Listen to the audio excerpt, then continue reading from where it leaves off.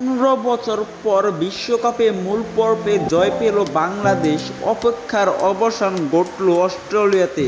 এর আগে যেখানে কখনো টি-20 খেলেনি বাংলাদেশ, সেখানে এলো মূল পর্বের বাংলাদেশের দীর্ঘ প্রত্যাশিত জয়। 2007 সালে টি-20তে বিশ্বকাপে মূল পর্বে বাংলাদেশের প্রথম এবং এতদিন পর্যন্ত একমাত্র জয় পেয়েছিল বাংলাদেশ। এরপর আরও 5টি বিশ্বকাপে অংশগ্রহণ করলেও একটি জয়ও অধরাই ছিল না বাংলাদেশের। এবার শেষ হলো সেই অপেক্ষার পালা। নেদারল্যান্ডসের বিপক্ষে 2022 বিশ্বকাপে নিজেদের প্রথম জয় তুলে নিয়েছে বাংলাদেশ। টস হেরে ব্যাট করতে নেমে নেদারল্যান্ডসের সামনে 145 রানের লক্ষ্য ছুড়ে দেয় বাংলাদেশ।